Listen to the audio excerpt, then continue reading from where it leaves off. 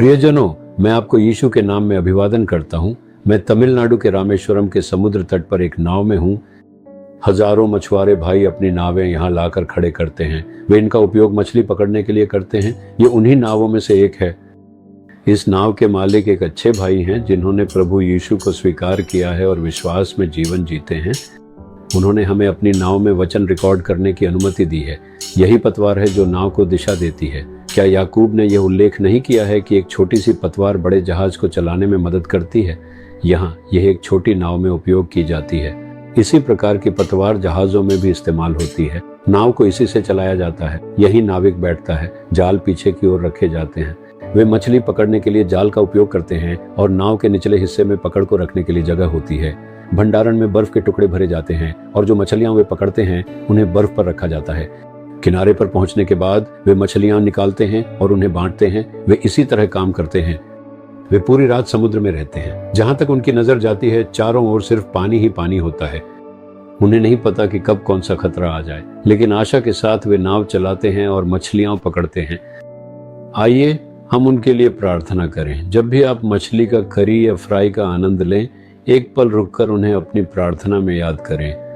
प्रभु, उन मछुआ भाइयों को आशीर्वाद दें जिनकी वजह से हमें यह मछली मिलती है। उन्हें सुरक्षित रखें और उन्हें मछलियों की भरपूर पकड़ का आशीर्वाद दें। उनके लिए यह छोटी सी प्रार्थना करें। यह बहुत महत्वपूर्ण है। तो क्या आप सोच रहे हैं कि आज प्रभु आपके लिए क्या वचन रखे हैं? इफिसियों अध्याय 4 वचन 27 में प्रभु कहते हैं, और न शैतान को अवसर दो। जैसे कि प्रभु ने इस भाग में कई सलाहें दी हैं, वे ये भी कहते हैं, मेरे बच्चों, शैतान को कोई अवसर न दो। शैतान तुम्हारे चारों ओर घूम रहा है। वह हर समय तुम्हारे आसपास मंडराता रहता है। वह हमें किसी न किसी तरह फंसाने, हिम्मत तोड़ करने, दबाने और हराने के लिए हमारे चारों ओर घूमता रहता है। लेकिन हम परमेश्वर के बच्चे हैं। वह हमें नुकसान नहीं पहुंचा सकता। वह हमें छू भी नहीं सकता क्योंकि हम प्रभु की सुरक्षा में हैं। लेकिन अगर हम उसे स्थान देते हैं तो वह अंदर आ सकता है। इसी कारण प्रभु कहते हैं, उसे कोई स्थान मत दो। अगर हम उसे स्थान देते हैं तो स्वयं प्रभु भी कुछ नहीं कर सकते। प्रभु हमें घेरने और हमारी रक्षा करने के लिए तैयार हैं। इसलिए वह अपने आप अंदर नहीं आ सकता। लेकिन अगर आप उसके लिए दरवाजा खोलते हैं और उसे अंदर बुलाते हैं तो वहां प्रभु भी कुछ नहीं कर सकते।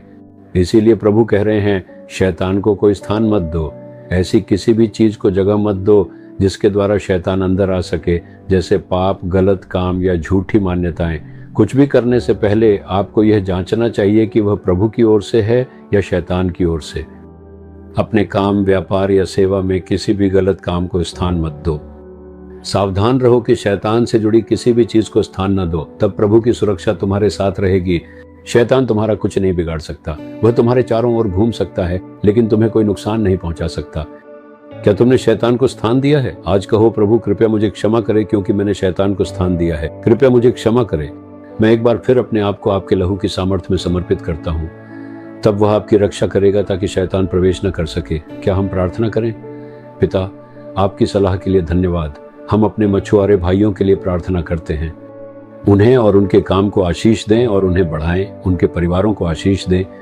समुद्र में मछलियों का संसाधन प्रचुर मात्रा में हो। हम प्रार्थना करते हैं कि उन्हें मछलियों की भरपूर पकड़ मिले।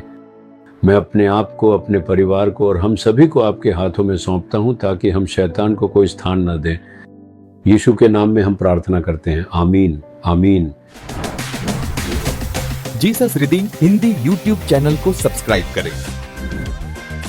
सब्सक्राइब बटन पर क्लिक करें और बेल आइकन को भी क्लिक करके हर दिन की नई कार्यक्रमों की जानकारी प्राप्त करें।